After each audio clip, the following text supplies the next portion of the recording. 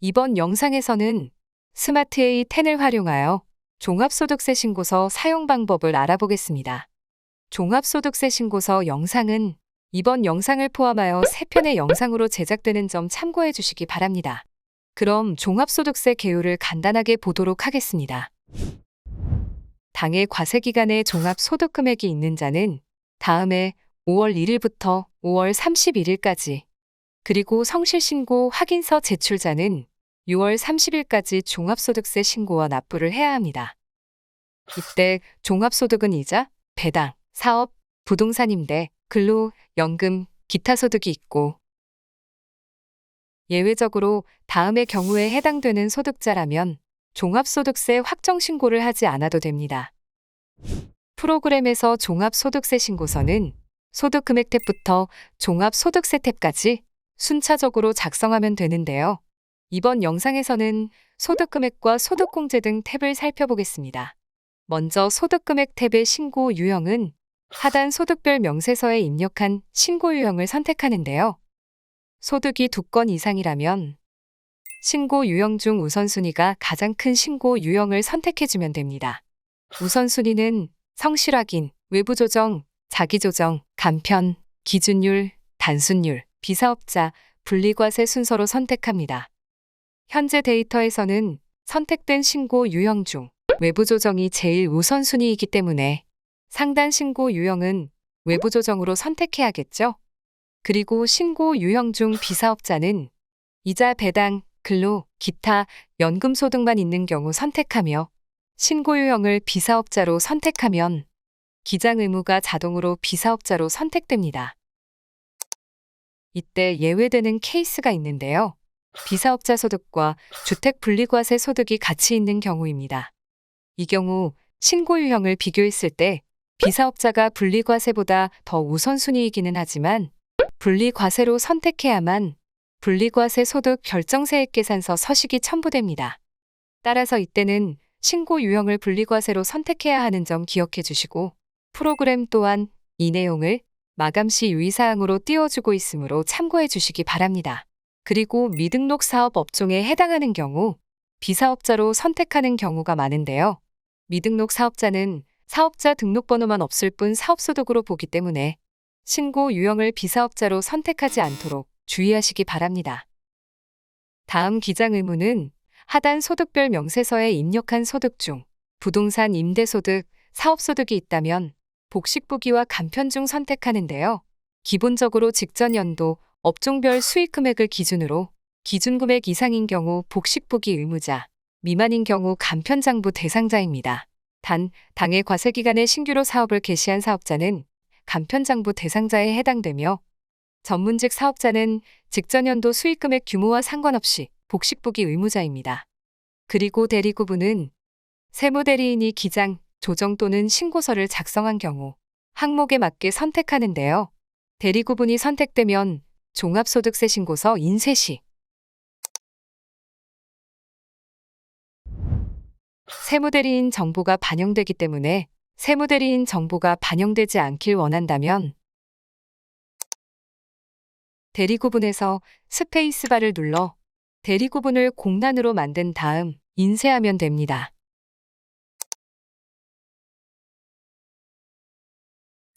자주 묻는 질문 중 하나이므로 기억해 두시면 좋을 것 같습니다.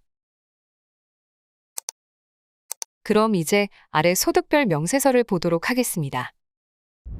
먼저 소득구분 코드는 코드 도움하여 선택할 수 있는데요. 이때 32번 주택임대업은 업종 코드가 701101부터 701104 그리고 701301인 경우에만 선택하고 31번, 41번, 61번의 동업기업은 조세특례제한법 제100조의 18에 따라 동업기업에서 배분받은 경우 선택하고 이에 해당하지 않는 공동사업장은 동업기업을 선택하지 않도록 주의하시기 바랍니다.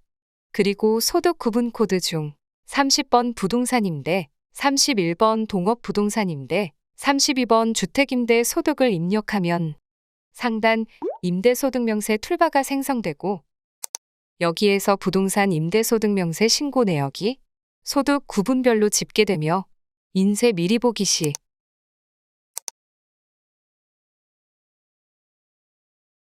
사업소득 명세서 아래 부동산 임대소득 명세에 데이터가 반영되어 출력됩니다. 이렇게 소득 구분 코드를 선택하고 신고 유형과 기장 의무, 그리고 데이터를 불러오는 회사명에서 회사를 선택하면 신고 유형에 따라 관련 서식에서 총 수익 금액과 소득 금액이 자동으로 반영되는데요.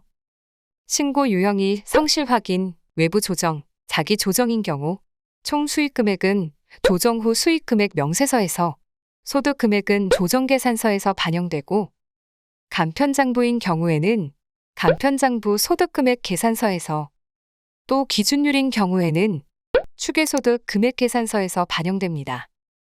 그리고 기장 의무가 복식부기인데 신고 유형을 단순율로 선택하는 경우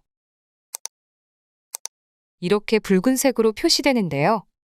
복식부기 의무자가 신고 유형을 단순 경비율로 선택해 신고하는 경우에는 전자신고 시 오류가 발생하니 복식부기 의무자가 신고 유형을 단순 경비율로 선택하지 않도록 주의하시기 바랍니다.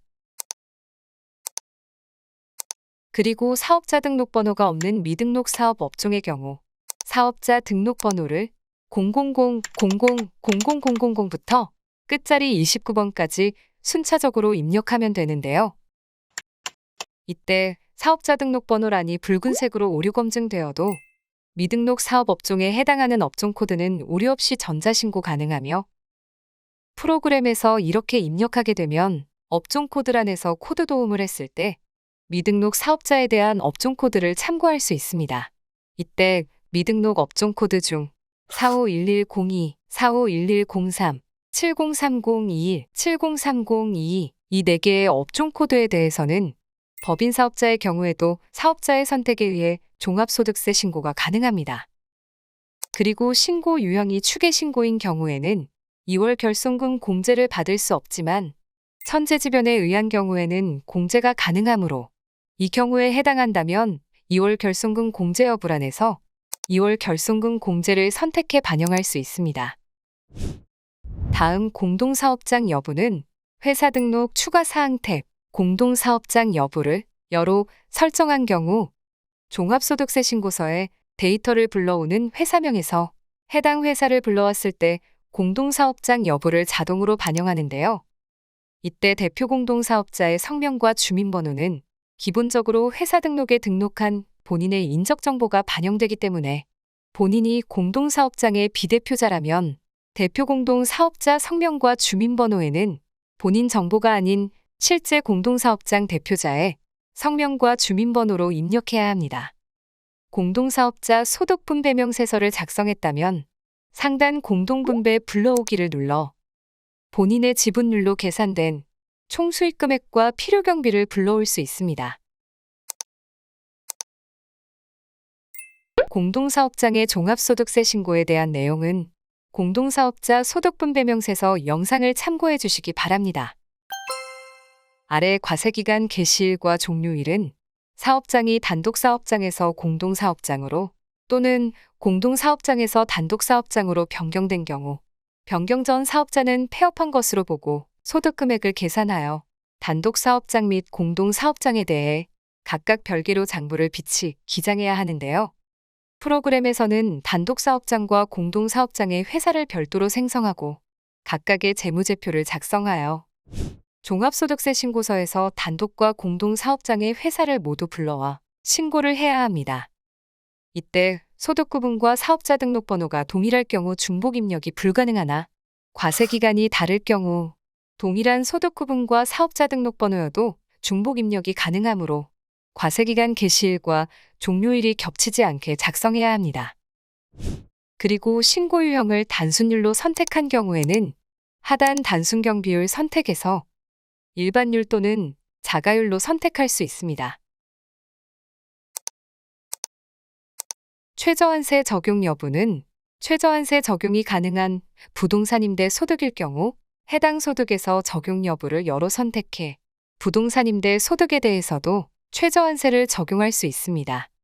그리고 공동사업장일 경우에만 활성화되는 특수관계인 인원수는 거주자 1명과 그와 특수관계에 있는 자가 명의분산 등 조세회피 목적으로 공동사업 영위 시 특수관계인의 소득금액은 손익분배 비율이 큰 공동사업자의 소득금액으로 봐서 합산신고를 해야 하고, 이 경우 특수관계자 인원수와 특수관계자의 인적정보를 기재합니다.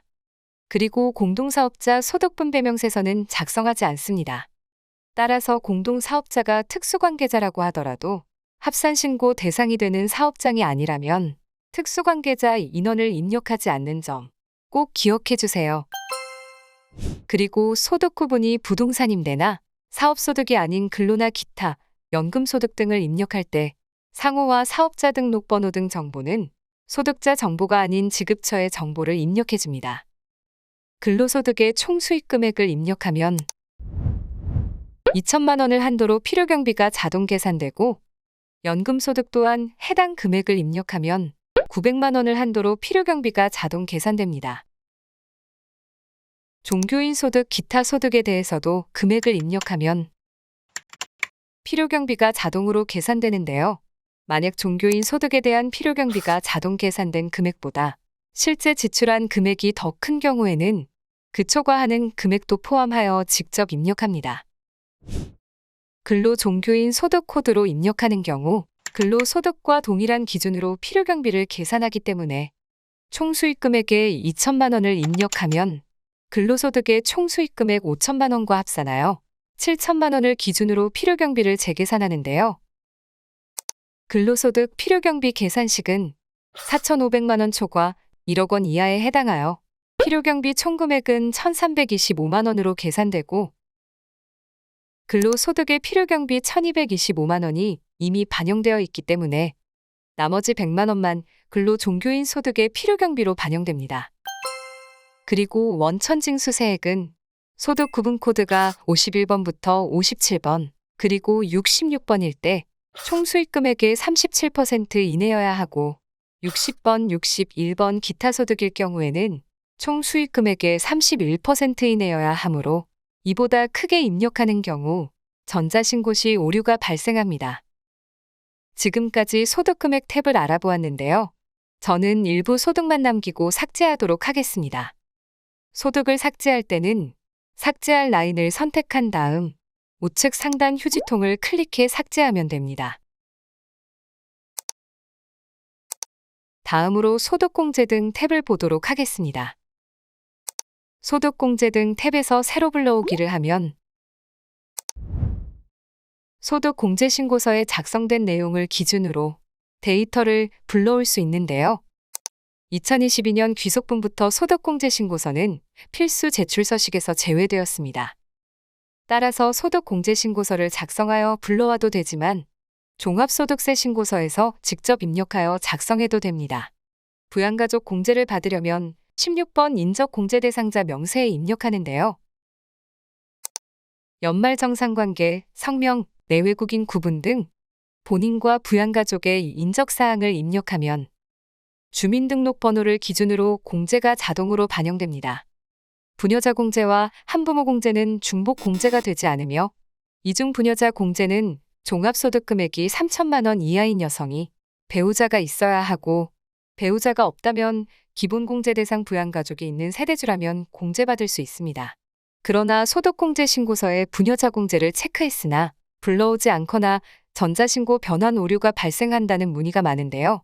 종합소득 금액이 3천만 원을 초과했을 경우 소득공제신고서의 부녀자 공제 값은 불러오지 않으므로 종합소득세 신고서에서 종합소득 금액을 확인해줘야 합니다.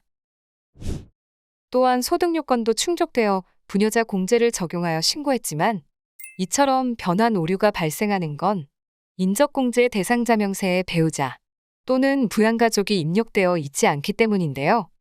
예를 들어 배우자가 있어 부녀자 공제를 받는 소득자인데 배우자의 소득이 100만 원을 초과하여 기본공제 대상자에 해당되지 않는 경우 대부분 인적공제 대상자 명세에 입력하지 않고 신고를 하는데요. 이럴 때 오류가 발생합니다.